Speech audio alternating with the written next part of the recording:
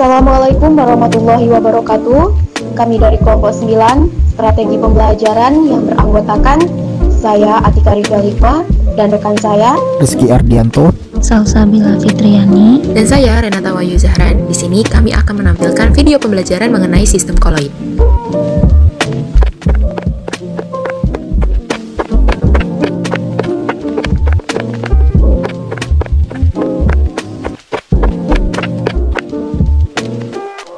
Nah, sekarang kita akan belajar mengenai sistem koloid. Sebelum teman-teman mengetahui lebih lanjut apa sih koloid itu, teman-teman harus tahu dulu nih 3 perbedaan dasar antara larutan, suspensi, dan koloid. Agar lebih mudah memahaminya, kita tampilkan beberapa animasi nih. Yang pertama, ketika kita memiliki garam, kemudian kita larutkan ke dalam air, maka yang akan kita dapatkan yaitu larutan garam. Nah, di mana di larutan tersebut kita sudah tidak dapat lagi nih membedakan mana garam, mana air. Nah, hal tersebut dapat dikategorikan sebagai larutan. Atau dalam kata lain, kita bisa sebut sebagai campuran homogen. Yang kedua, ketika kita memiliki pasir, kemudian kita larutkan ke dalam air, maka yang akan kita dapatkan, pasir tersebut tidak akan larut dalam air sampai kapanpun dan berwarna keruh. Di situ kita masih bisa membedakan mana pasir, mana air. Nah, hal tersebut bisa dikatakan sebagai suspensi atau campuran heterogen. Nah, yang ketiga, ketika kita memiliki bubuk susu, kemudian kita larutkan ke dalam air, maka yang akan kita dapatkan yaitu cairan susu. Pertanyaannya, apakah susu termasuk larutan atau suspensi? Yang pertama, susu bukan merupakan larutan, karena ketika kita melarutkan susu bubuk ke dalam air, kita dapatkan larutan yang keruh, di mana larutan pada umumnya adalah bening. Kemudian, apakah susu termasuk suspensi? Jawabannya adalah tidak, karena ketika kita larutkan bubuk susu ke dalam air, kita tidak bisa lagi membedakan mana susu dan air. Dan kita buktikan untuk proses penyaringan susu dan air, maka tidak akan tersaring. Nah, hal tersebut bisa dikatakan sebagai koloid. Nah, bagaimana teman-teman? Sudah paham kan apa perbedaan larutan, suspensi, dan koloid? Nah, setelah mendengarkan penjelasan dari Kakak Rizky mengenai perbandingan larutan, suspensi, dan koloid, sekarang kita akan belajar jauh lebih dalam mengenai apa itu koloid.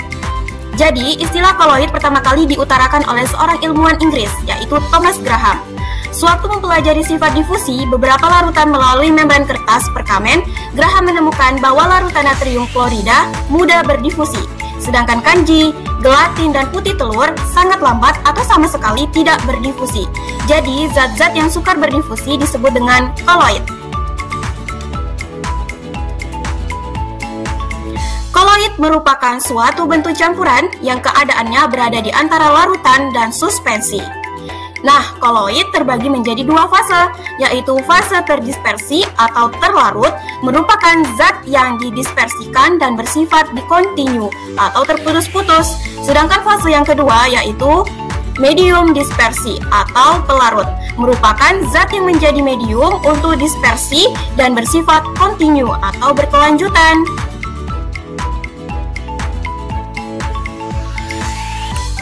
Sekarang kita belajar ciri-ciri koloid. Yang pertama yaitu dispersi koloid.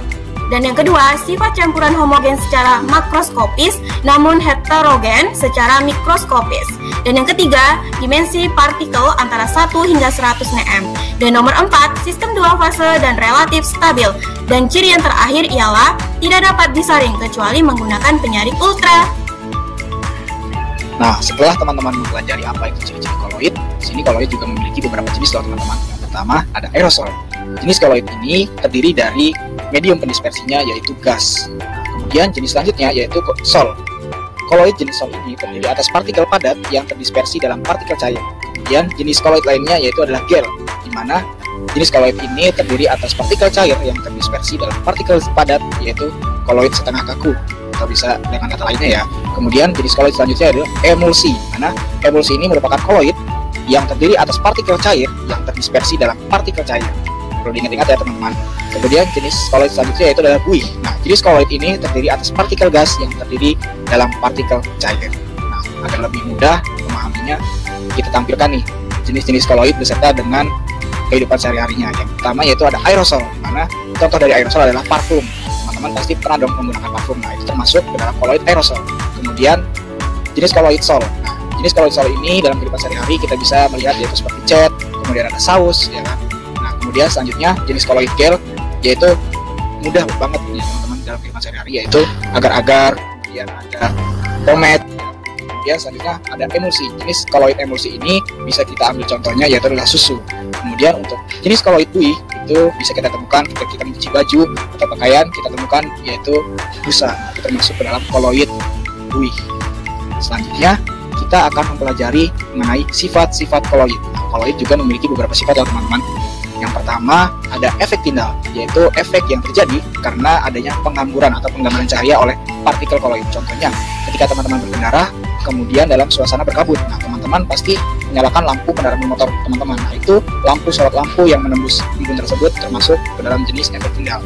Kemudian ada gerak daun, gerak yang timbul akibat adanya tumbukan antara partikel terdispersi dengan pendispersinya. Nah, gerak ini bergerak secara acak ya teman-teman. Selanjutnya ada muatan koloid. Nah, muatan koloid ini terdiri dari partikel koloid yang bermuatan sama sehingga satu sama lain tolak-menolak untuk menghindari penggumpalan. Nah, contohnya ada absorpsi, koagulasi, kemudian ada elektroforesis. Nah, untuk absorpsi sendiri sifat koloid yang mampu menyerap ion pada permukaannya. Kemudian absorpsi ini terdiri dari koloid positif, di mana koloid positif ini akan mengabsorpsi kation. Kemudian untuk koloid negatif akan mengabsorpsi anion.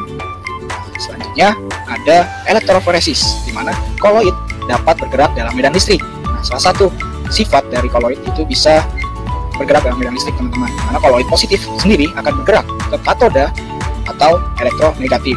Kemudian untuk koloid negatif akan bergerak ke anoda atau elektroda positif. Nah, sifat yang terakhir yaitu adalah koagulasi, di mana koloid akan menggumpal karena terjadinya hilangnya muatan dari koloid sendiri. Seperti pada keadaan pencampuran koloid beda muatan, penambahan elektrolit, dan koloid ini akan mencapai elektroda atau elektroforesis. Nah, untuk lebih jelasnya lagi, penggunaan koloid ini dapat digunakan dari berbagai industri ya teman-teman, bidang industri. Yang pertama ada industri kosmetik, di mana industri kosmetik ini dapat digunakan sebagai bahan pembuatan sampo, kemudian ada foundation, kemudian di bidang industri tekstil, koloid ini yaitu contohnya cat. Kemudian untuk industri farmasi itu ada obat-obatan, contoh dari koloid. Nah, dari industri sabun dan deterjen bisa dilihat ya teman-teman, bahwa sabun, kemudian deterjen yang biasa digunakan dalam hidup sehari-hari itu termasuk juga ke dalam koloid. Kemudian ada industri makanan. Di industri makanan dan minuman ini ada susu, mayones, dan saus termasuk ke dalam koloid. Nah, sebelum itu ada yang namanya koloid pelindung. Nah, koloid pelindung itu apa sih? Nah, koloid pelindung ini terdiri dari zat emulsi dan koloid hidrofil, di mana koloid pelindung merupakan koloid yang digunakan sebagai pelindung untuk menstabilkan koloid yang dilindunginya dengan membungkus partikel terdispersi agar tidak mengalami agregasi. Nah, kemudian kita tampilkan nih teman-teman. Diharapkan setelah teman-teman memahami apa itu koloid, sifat-sifat koloid, jenis-jenis koloid, dan ciri-ciri koloid, teman-teman dapat membuat koloid teman-teman. Nah, di sini kita tampilkan beberapa tips atau contoh dari pembuatan koloid secara sederhana yang bisa dilakukan oleh teman-teman di rumah. Di sini ada pembuatan koloid, contohnya yaitu menggunakan agar-agar. Nah, agar-agar ini kan termasuk ke dalam koloid. Nah, caranya gimana? Caranya sangat mudah, yaitu ketika teman-teman memiliki bubuk agar, nah ini dilakukan dengan menggunakan bantuan zat pemecah dari partikel kasar menjadi koloid, di mana agar-agar dipeptisasi dengan air hangat. Nah, kemudian nanti akan terbentuklah agar-agar tersebut, dan teman-teman berhasil untuk melakukan praktikum mengenai koloid.